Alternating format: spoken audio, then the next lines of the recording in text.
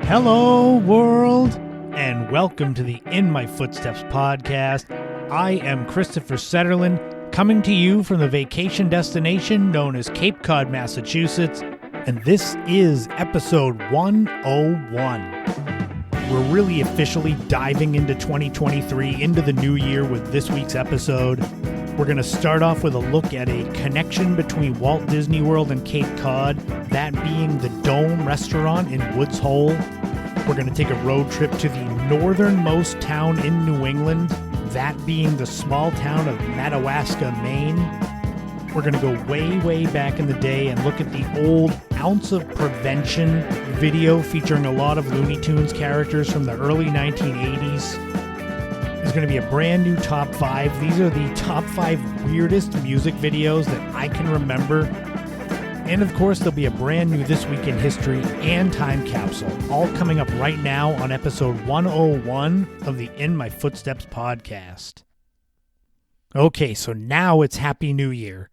Last week's special supersized episode 100 of the podcast was so full that I decided to wait until this week's episode to really talk about the new year. Hopefully it has started well for all of you as we're, about 2 weeks in. I hate to ask it, but how many of you have broken your resolutions already? If you have, don't worry. I know that it's symbolic to set a resolution on New Year's Day, but any day can be a day to set some kind of goal for yourself, so don't worry if you've broken it. My resolution or my goal is pretty wide open, but yet specific, and I'll explain. I have a lot of stuff coming up in the first 6 months of this year, including 3 books, including one of those that's going to be self-published. So I need to be focused on all these things that are coming up, and that's part of my goal. But I'm also going to not be so hyper-focused on what's to come that I miss other things that might come up that I didn't even know or expect. So I don't know where that stands in my history of New Year's resolutions. It's more of like an intention, setting the tone for the year, a new frame of mind, I guess. Last year I was doing 5 things I hope to achieve each month. I made it into July, and then I ended up falling off. I have high hopes for this year, more so than just the career stuff that's coming up. I've been saying for the last several episodes of the podcast, I feel the momentum building. Just in general, it's a feeling. So my plan is to be the best version of myself I can be in 2023 and make this the best year it can be. I just have no idea what that means, how that manifests, what it looks like come December 31st, 2023. Of course, if you all stay tuned to the podcast, I'm sure you'll get updates from me ad nauseum as we go through the year. I wanted to take a moment just to thank everybody who has been tuning into the podcast. I hope you enjoyed last week's supersized episode that was all about the Lady of the Dunes. I hope it quenched your thirst for the true crime, because there was a lot in that episode. It was nearly 2 hours, and I packed as much information as possible into it. So this week's episode actually feels like a little bit of a relief, because it's just a normal episode that'll likely clock in around 50 minutes. And speaking of that, let's dive right into the episode now. So I'm changing things up a bit on this week's podcast. In the interest of transparency, I was having trouble finishing this week's episode, and I couldn't figure out why.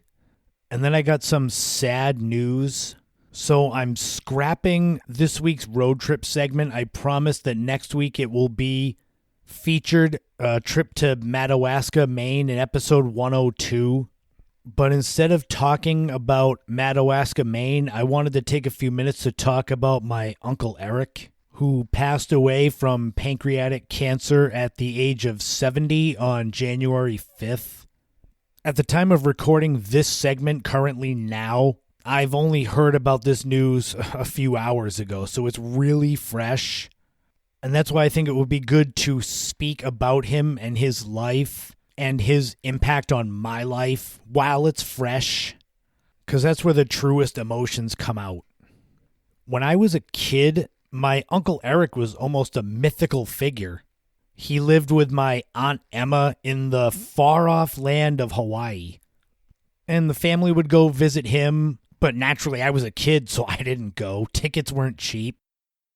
I mean, I can't even remember the first time that I met my Uncle Eric. It might have been when my cousin Patrick was born, and I think they all came to visit, so this would have been 1989, so I was 11 going on 12. Before then, he was a face in a photograph with some stories to go with it. A few years later, in my teenage years, my Uncle Eric, Aunt Emma, and my cousin Patrick, they all moved from Hawaii to Cape Cod. Some of you are probably saying, God, what a step down. But that's where all his family was. And they only lasted a few years here. I think cold winters after having all those years in Hawaii, it was just too much to handle. But I was lucky. I have Christmas 1994 with my famous camcorder. My cousin Patrick, probably 5 years old, asking if I brought my Sega Genesis over to play to my Nana's house. But even in those few years where they were here, and I was probably 15, 16, it was nice to actually get to know my Uncle Eric as more than a face in a series of photographs of a place that I'll likely never see. But like I said, the Cape Cod winters, they weren't feeling that, and the West Coast called again, and eventually they moved out to Las Vegas. In a time of instability in my own formative years, my Uncle Eric, Aunt Emma, and cousin Patrick were the lasting image of stability. They were the sort of tight family unit that I rarely felt. I felt it maybe in fleeting moments growing up, and maybe it's because my cousin Patrick was just the only child and there was 5 in my family, but they always seemed like a more stable family unit. And thus it was only fitting that when I felt a need for change, that I would seek to emulate that family unit. And I was in no position in my early 20s to become a husband or a father, but I could grab a small piece of that stability by moving to Las Vegas, a land of lots of opportunity. I moved out to Las Vegas in 2000 for a change, but I also went out there because there was family, and because I knew that if I needed some kind of guidance or advice as an immature 22-year-old, my Uncle Eric would be able to give it to me. He had everything together. He had the success. He had the family unit. So I'd have been stupid not to pick his brain when I got the chance. But it comes back to that stability and the unity that he had with my Aunt Emma and Patrick. It gave me a sense of calm that very few I knew in life could give me. And that doesn't mean at the time there was nobody that I felt that kind of connection to. My mother, my sisters, my grandparents, and a handful of close friends, it's the same. But for me in Las Vegas at that time, in a huge city overloaded with lights and noise and all the stimulation and all the vices, I was lucky to have that bit of family normalcy. Obviously, you that have listened to this podcast a lot, you know that I did not end up succeeding in Vegas. I came back to Cape Cod because I had a gambling issue, but that's neither here nor there.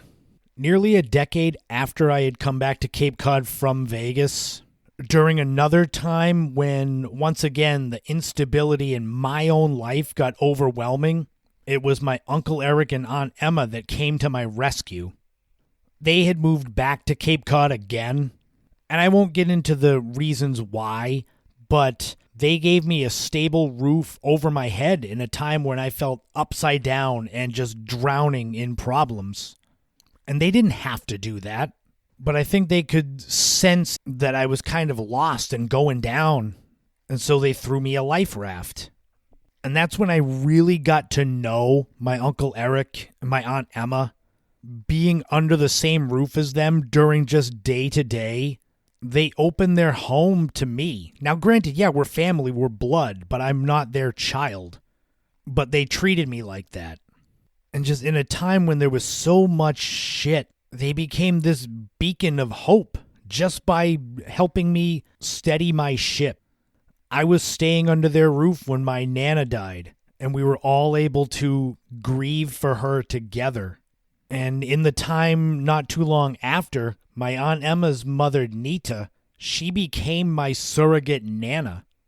And God, she helped me so much to navigate the uncharted waters of losing someone so important to me. And that doesn't happen if Eric and Emma don't show me the real love that I so desperately needed then. After only a few months, I left their home, and then eventually the West Coast and retirement called for them.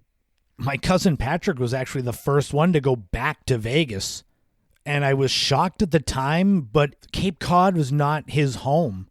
He grew up in Vegas, so Vegas was his home. He went home.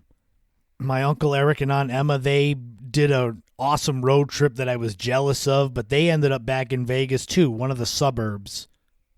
And then we weren't in touch as much as we were. And we weren't in touch as much as we should have been, as much as I should have been. And here's where it gets really real, because in running away from the terrible excuse for a father that I've had, I ended up running away from those that always had my back. There were plenty of times that I wished that Uncle Eric had been my father. Hell, there were plenty of times that I wished my Uncle Bob, my Uncle Steve, Serpa, Maui, my grandpa had all been my father. But that's beside the point. I was able to thank my Uncle Eric at the time for having my back when I felt adrift in a sea of madness. I just wish I could have said it again now. I was able to celebrate holidays, birthdays. He came to book events of mine, but I also got to enjoy the mundane moments of everyday life thanks to being under the same roof as him for several months. Now here I am speaking of my Uncle Eric in the past tense, like others before him, and you don't get used to it. You don't get used to trying to remember when the last time was that you saw someone or spoke to someone after they're gone. But now, every time I hear some good classic Hawaiian music, I'll think of my Uncle Eric. I did anyway, but I will more so now. Because he brought that sound to my attention when I lived in Las Vegas. He brought me to this awesome Hawaiian festival I have all these photos of. It's still a huge memory from my life. You haven't lived until you hear this Hawaiian band cover Santana's song Smooth with the island sound. It was awesome. But anytime I hear artists like Mauna Lua, the Ka'au Crater Boys, Country Comfort, Alea, and others that 99.99% of you will have never heard of, it will always bring back special memories to me now, as they'll be what reminds me of him. And now as I speak about this, with it being so raw still, I get so sad wishing that I could have been there more in the last few years, knowing that he was traveling down that last road, and now knowing that my Uncle Eric's sun has set, never to rise again. But I'm also so lucky that I have a lot more great memories of him than I ever thought I would have when I was a kid, and he was a mythical figure living in the far-off land of Hawaii. And so to you, Uncle Eric, I say I love you, thank you, and rest in peace.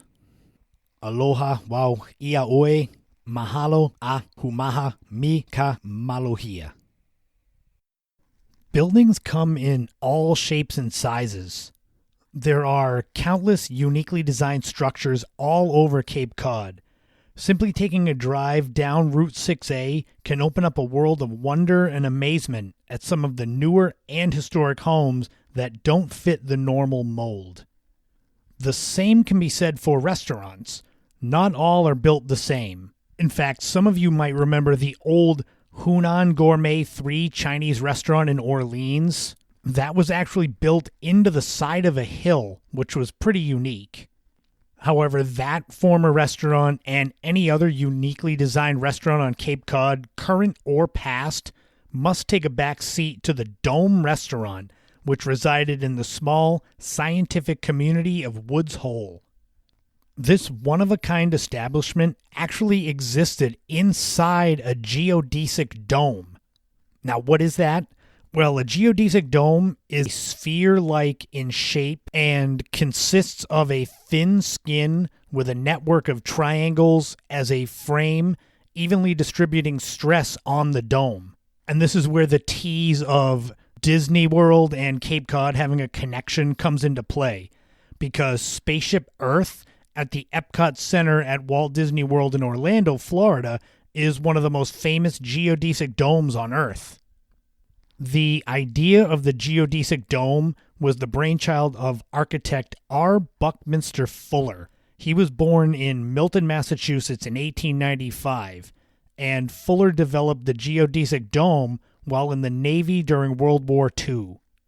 He saw it as a potential solution to a world housing shortage and received a patent for his geodesic dome in 1954.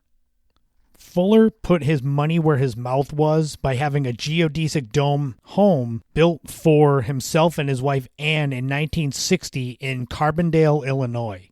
If you go to fullerdomehome.com, you can learn all about that home, learn all about R. Buckminster Fuller.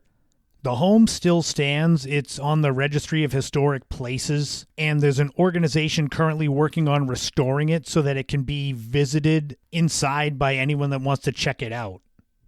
So back to Cape Cod. How did a geodesic dome come to be a popular and perhaps the most intriguing restaurant ever built on Cape Cod? Well, it was actually part of a larger project known as the Nautilus Motor Inn. The dome, which was called Club Dome back then, was simply part of the package. The 54-room Nautilus Motor Inn was designed by Falmouth resident and MIT-educated architect E. Gunnar Peterson in 1954. R. Buckminster Fuller, he oversaw the construction of the geodesic dome, which ended up being 54 feet in diameter and 27 feet tall. The first freestanding dome of its kind would also prove to become another first. It would be naturally the first geodesic dome restaurant. Elegant decor was combined with the spectacular views of nearby Little Harbor to make the dome a unique place to dine. Many special occasions were held in this setting, including weddings, and it only made the moments more magical. The upscale 170-seat restaurant was more than just a novelty. It was a hit throughout the 1950s and 60s. The views of the ocean and Woods Hole were matched by specialty sandwiches on the dome's menu, like the Nobska Turkey Special, which was with bacon, Swiss cheese, and Russian dressing on a bulky roll, and the Nautilus Roast Beef, which was with sliced onions and Russian dressing on a bulky roll. The dome also served breakfast and specialized in locally caught seafood. Unfortunately, over time, that which made the dome unique, the geodesic dome itself, actually proved to be the restaurant's downfall. The dome itself, made of glass, allowed for these spectacular views, but it also caused the restaurant to heat up. It was like a greenhouse. So you can imagine in Cape Cod summers, trying to eat inside there and having the blazing sun just heating the restaurant up, despite, I'm sure, air conditioning in there as well. To remedy this, fiberglass was laid over much of the dome, and then to add another layer of insulation, there was a tarp that would be put over the dome as well. If you go to the Falmouth Historical Society, to their website, there are postcards of the dome, and you can see this tarp-like structure hanging over the dome. So basically, they ended up obscuring those beautiful harbor views that all of the customers loved. For decades, the dome was a must-see attraction, almost on par with the nearby Woods Hole Oceanographic Institute. A combination of a geodesic dome with the views of the harbor and great food, it seemed too good to be true, and even though it lasted for nearly 50 years, it ended up being too good to be true. The Dome restaurant closed in 2002, and in the time since, it has fallen into severe disrepair. The plans to restore the Dome and make it a historical attraction for visitors, Those have been in the works from as far back as 2008. In July 2021, it was announced that there were plans to renovate the Nautilus Motor Inn and the geodesic dome itself. A group called Woods Hole Partners, they are the ones that are undertaking this. It said that the groundbreaking was due to start in September 2021. I don't know where that stands now. But apparently the delay of all these years was due to a neighbor whose property abutted the Motor Inn and dome. But Barnstable Superior Court ruled in favor of the developers. So the project can go forward. I don't know where it's at. I will have to check into it for you. But for those of you that have never heard of the Dome Restaurant, but you're familiar with Cape Cod, Falmouth, Woods Hole, if you're heading down Woods Hole Road towards the Steamship Authority ferry, essentially, as soon as you can see the water, you are passing the dome on the right. It's still there, up on a hill, likely covered mostly with a blue tarp. Hopefully the restoration goes off and generations can go and check it out. It really does look like a slice of Walt Disney World, like Epcot Center, right there in Woods Hole.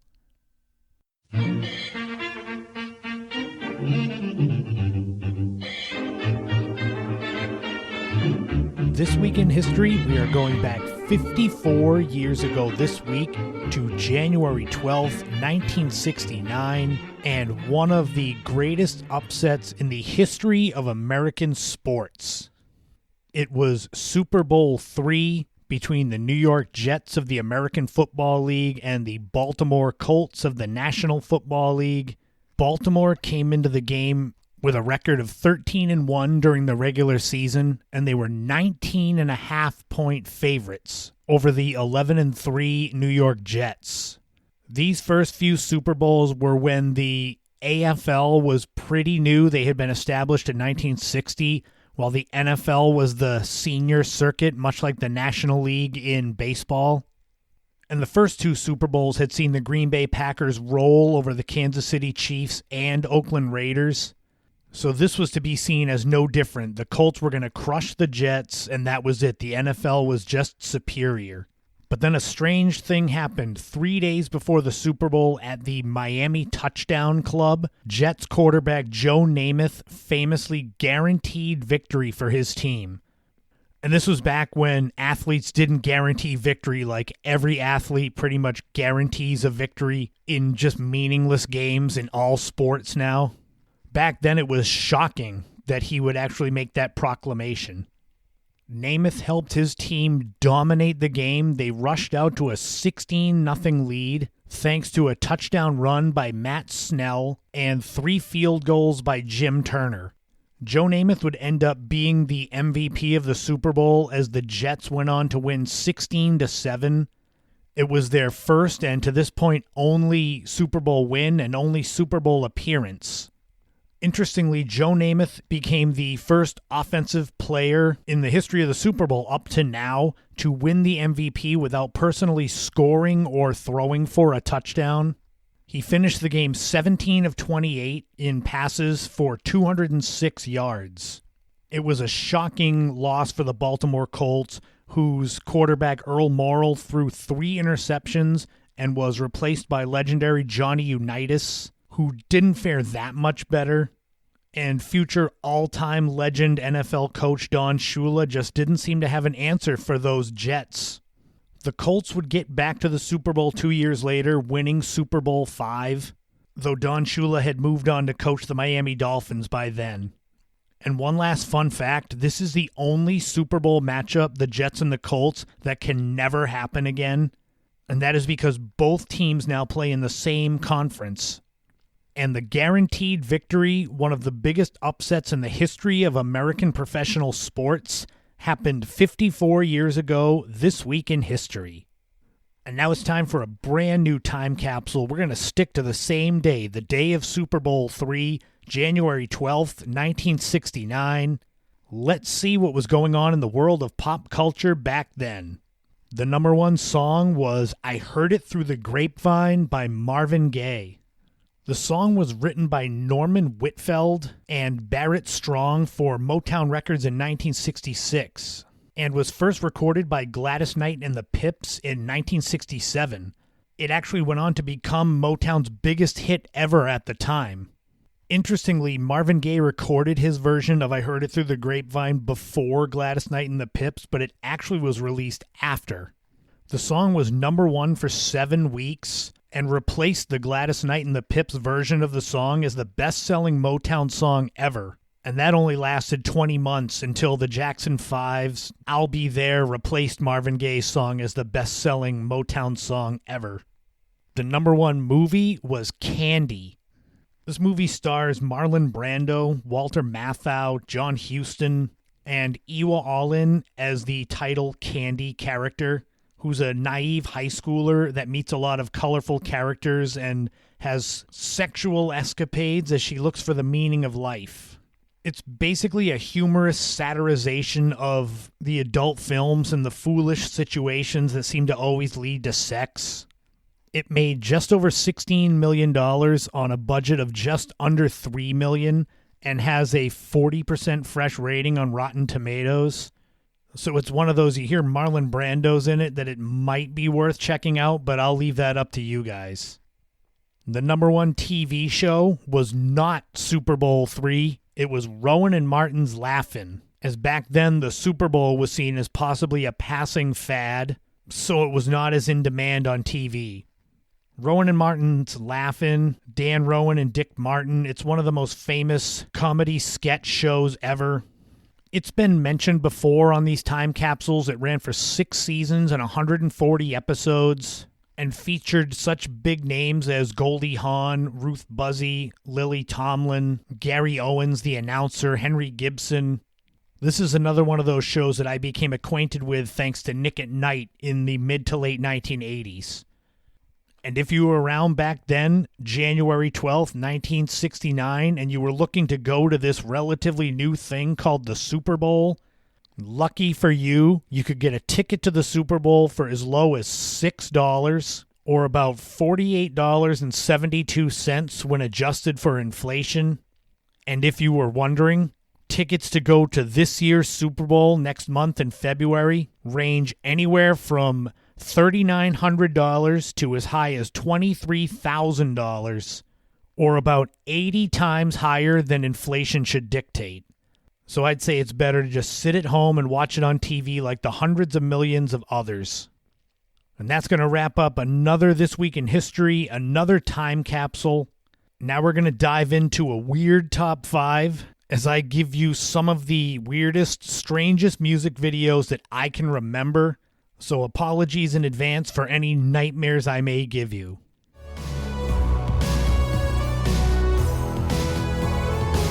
So this week's top 5, I apologize in advance to all of you that go and check out these weird music videos that I'm about to share with you.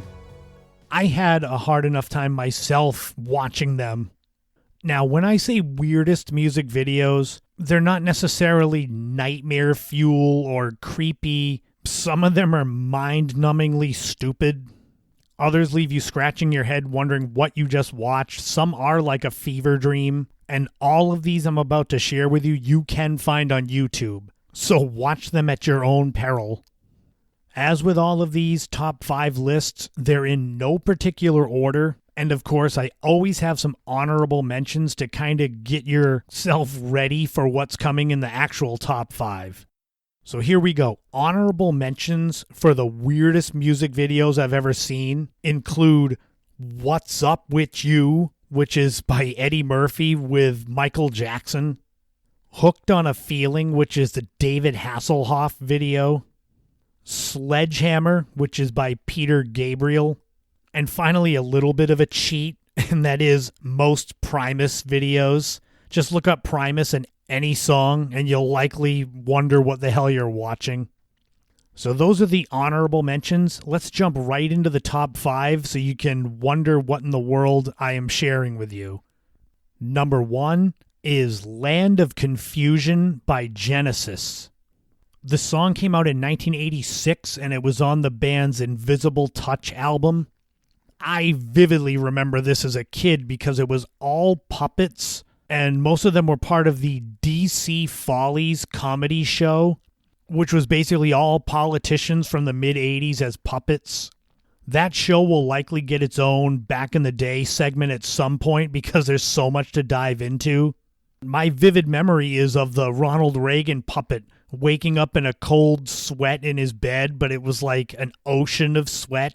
Just so weird, but it's a great song. The video is really good, but 9-year-old me didn't know what to make of it. Number 2 is Three Little Pigs by Green Jelly. This song was off of the band's Serial Killer album in 1992, cereal like breakfast cereal. And the band was originally called Green Jello, but naturally a lawsuit from the Jello company forced them to change their names. The video plays on the Three Little Pigs nursery rhyme with the pigs and the big bad wolf, and it's stop-motion claymation. It's part comedy, part rock opera, part heavy metal, and it got a lot of rotation on MTV in 92, 93. I guess rock, opera, metal songs based around nursery rhymes are just weird in general, so I think it's not that the video is overly weird nightmare fuel, it just was so different than anything else that was around back then. But you be the judge. If you've never seen it, go and check it out and then let me know if you think it's as weird like it deserves to be on this list. Number 3 is Sober by Tool. The song came out in 1993. It was off of their album Undertow. Tool is a acquired taste. I think most people either love them or hate them. They're dark metal. I think they're great, but I could see where a lot of people might not enjoy them. And this video would not help make fans of people on the fence.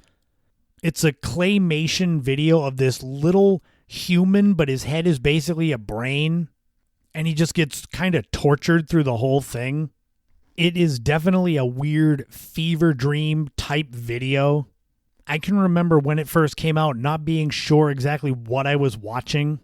The years have been kinder to Tool for me, but I could definitely see where people a little younger than me stumbling upon that video in 1993 would have nightmares from it. Number 4 is Beautiful People by Marilyn Manson. This song came out in 1996 and is off of the band's Antichrist Superstar album. Pretty much anything with Marilyn Manson is just weird anyway. It's another one where you type in any Marilyn Manson song, you're likely going to watch the video and say, what in the world is this?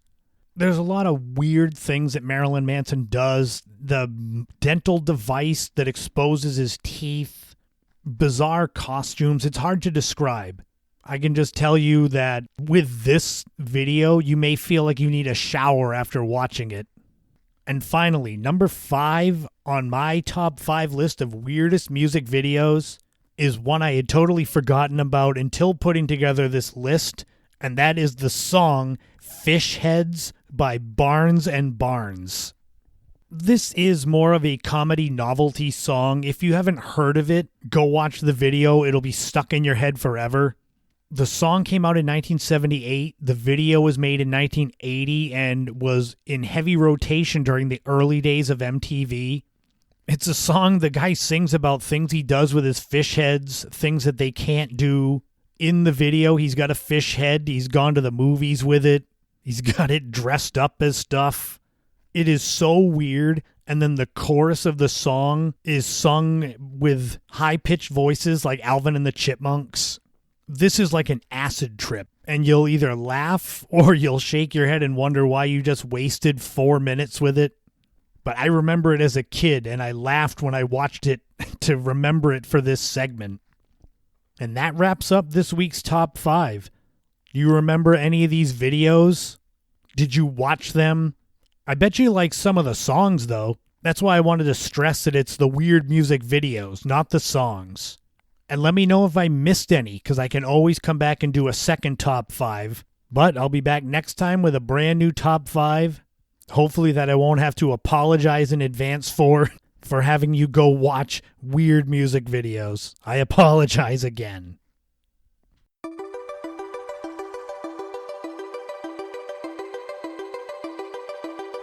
Way back in episode 35, I did a back in the day segment about old school PSAs, public service announcements, that I remembered as a kid, specifically in the mid to late 1980s, that used to be featured in and around the kids shows that I watched typically in the morning before school on Boston TV stations WLVI 56 and WSBK TV 38. This week's Back in the Day segment is going to be kind of an offshoot of that same segment, as we're going to take a deep dive into one particular collection of PSAs that I'm sure kids of the 80s will be familiar with. And those are the Ounce of Prevention videos featuring several beloved Looney Tunes characters. Now, for those of you that saw these on Channel 56, TV 38, or anywhere in the country, they weren't just exclusive to Boston, New England.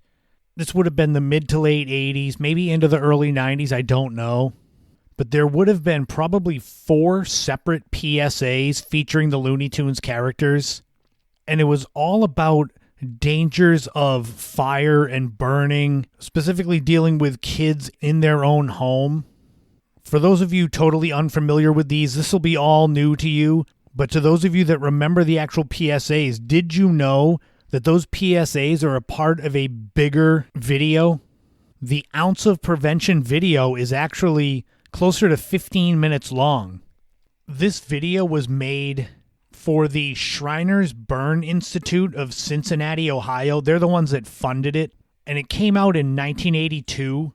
Legendary voice actor Mel Blanc, who did so many of the Looney Tunes characters, he was a longtime member of the Shriners organization, and he would often help out with charities and going to the hospitals, visiting kids, doing his impressions for them. So it just made sense, in order to spread the word about fire safety and avoiding burns and such in the home, that having Mel Blanc voice his legendary characters might help get the message to kids better than their parents. Which, I mean, come on, face it. Would you rather hear your mom and dad say to avoid fires, or Bugs Bunny and Daffy Duck? An interesting part of this segment for the podcast is I wanted to mention that many years ago I reached out to the Shriners Burn Institute about the Ounce of Prevention video, because as a kid I didn't know that it was one long video. I thought it was just chopped up PSAs that I saw. So I was curious about the full-length video, and the Shriners Institute sent me a copy, a DVD, for free. So I don't know if they still do that, but it's always worth checking out if you're into 80s nostalgia. As I said, this PSA DVD video came out in 1982, and Mel Blanc starts off by talking about the dangers in your own home. He's got Bugs Bunny and Daffy Duck and Tweety and Sylvester by his side.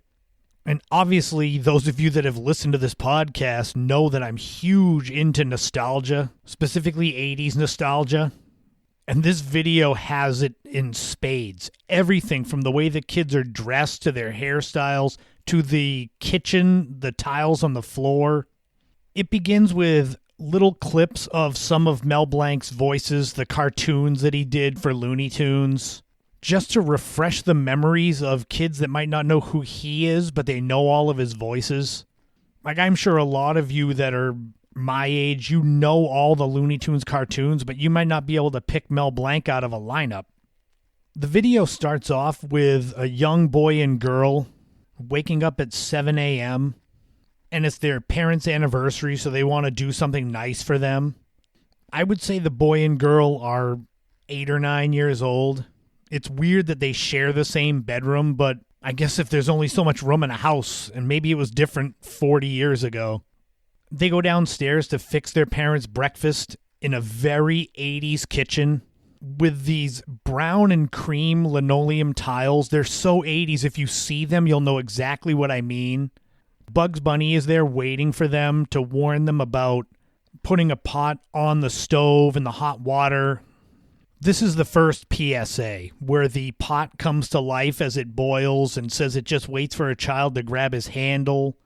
And then the coffee pot's cord is hanging off of the counter and it turns into a snake. And Bugs Bunny explains what the kids can do to avoid any accidents in the kitchen. It's so beautifully 80s that I love it. Then Bugs tells them to go out to the garage. There's another friend to see them. And this is Sylvester showing them the dangers of the garage. I don't remember Sylvester's PSA. I don't remember seeing it, but maybe you guys do. This is where both kids are dressed in their 80s best clothes. The girl's got overalls on over her clothes. The boy's got a long sleeve flannel shirt and jeans, looking very much like what I would have worn. Here they talk about the dangers of gas fumes next to the hot water heater. And both of the kids get these special glasses so they can see the animated fumes as they blow up the water heater, but they're actually safe.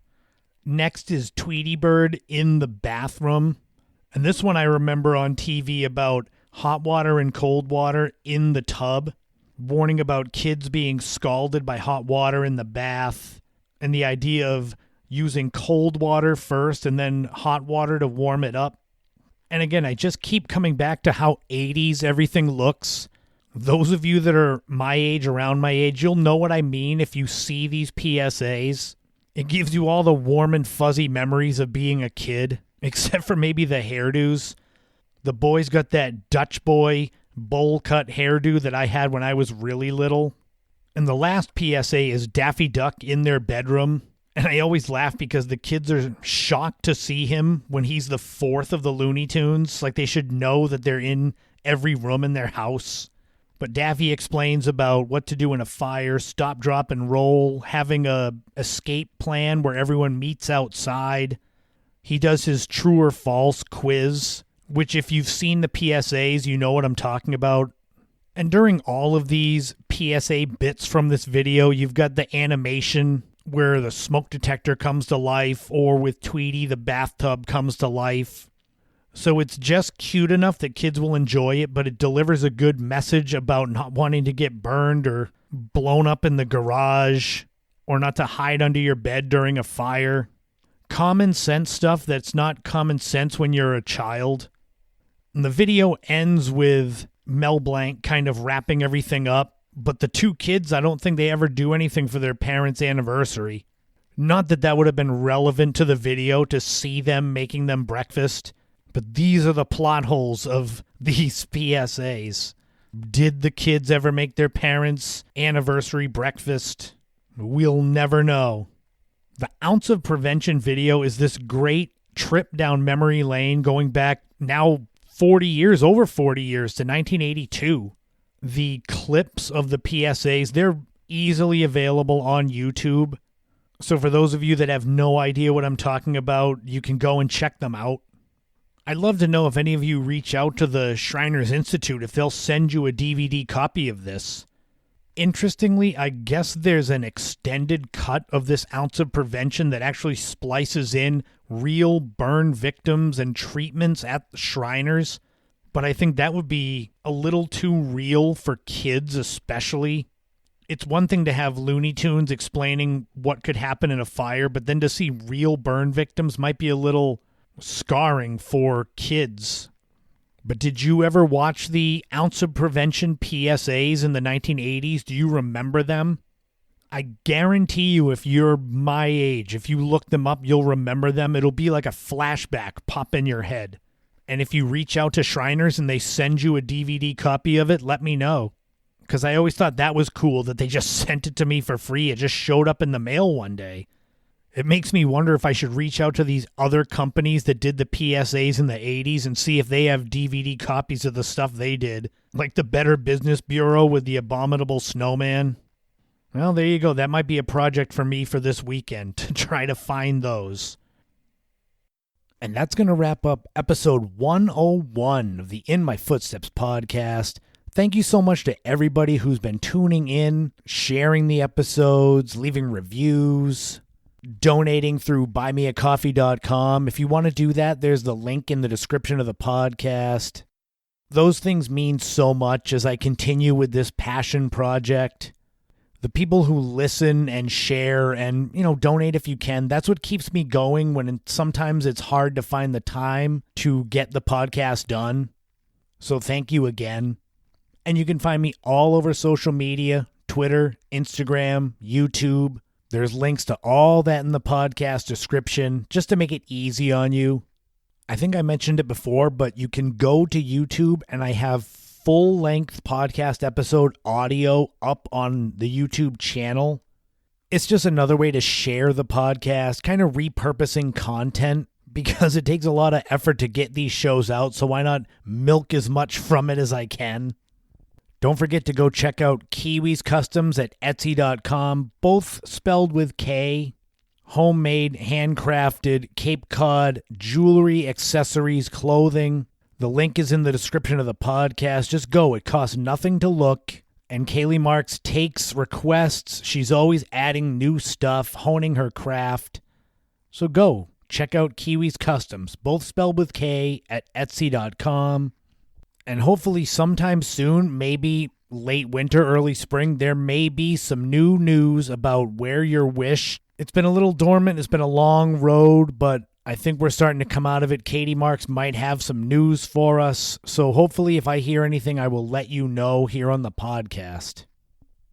Episode 102 is next in line for the podcast. I'm going to tell the story going back now 10 years to when I was co-host of a radio show on a college radio station on Cape Cod. I can't believe it's been 10 years, and this story you're going to love. You're going to laugh, because I'm laughing thinking about what I'm going to share. It's another one of those my life is like an episode of Seinfeld type stories where the things that happen don't seem real, but they're all too real, and this old radio show is going to definitely feel like it needs that Seinfeld keyboard music soundtrack to it. We're also going to go back 30 years, way back in the day, to the debut of Beanie Babies, which are so valuable and such great collector's items today. Oh, wait, they're not? Oh, well, we'll still tell the story of them anyway. And of course, there'll be a new road trip, a new This Week in History, a new Top 5, all that coming up on episode 102 of the In My Footsteps podcast. I hope your 2023 is starting off great. Like I said at the top of the show, I hope that whatever your resolution, your goal, your intentions are for this year, go easy on yourself with them. If you slip and fall, just get back up and pick up from there. And do whatever you can just to make this year the best it can be for you and for those that you care about.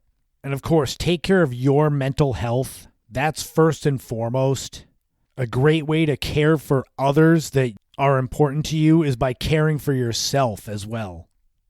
And as always, in this life, don't walk in anyone else's footsteps. Create your own path and enjoy every moment you can, because you never know what tomorrow brings. Thank you all so much for tuning in to episode 101 of the In My Footsteps podcast. I have been Christopher Setterlin, and I will talk to you all again soon.